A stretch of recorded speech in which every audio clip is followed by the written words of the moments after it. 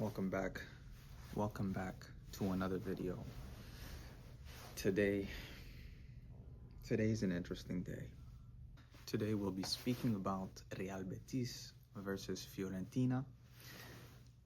And this was an interesting game because coming from the first leg, Fiorentina were trailing 2-1 on aggregate, and they were playing at home.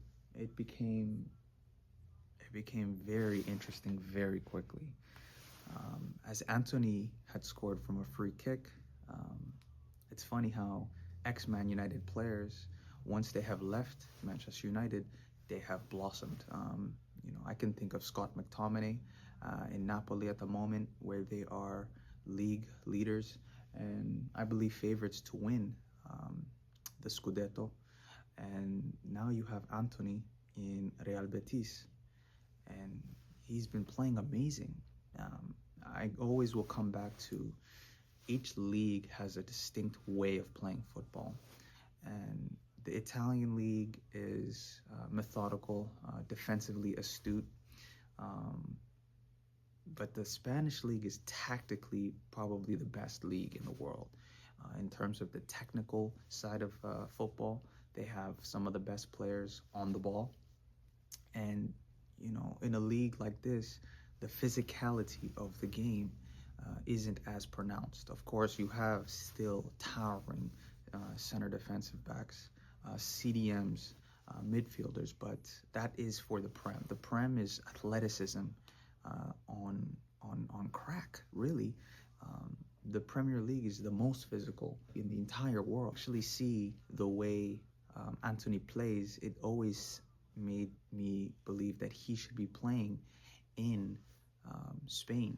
Now that we're able to see him flourish in this system under Manuel Pellegrini in Real Betis, and he's playing alongside some great football players.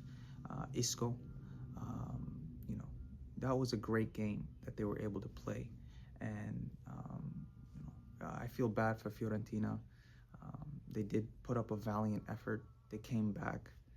Robert Gosens put in arguably a man-of-the-match performance, but it just wasn't enough in the end. It was an interesting game from Fiorentina's perspective because they haven't kept a clean sheet in the last 5 matches, and they were going up against a team that haven't lost in their last 5.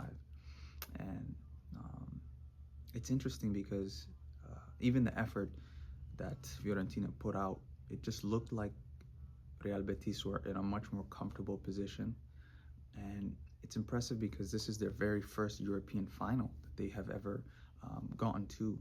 And so now with the position that they're in, especially they're going up against Chelsea, this is very interesting because stylistically, this would be a very fun match to watch, and I will be sure to bring a video for that day as well.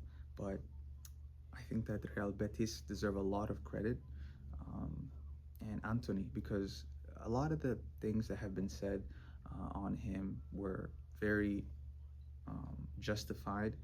But now that he is in a system, in a league that he can actually showcase his talent, I believe that now you'll be able to see him thrive and really come out as a great player that we know that he is. And yesterday it showed. He scored a very beautiful free kick, and he got the game-winning assist late in the game in the 97th minute. This match ended up going to extra time, but yeah, it was really good to see Betis get over that hump.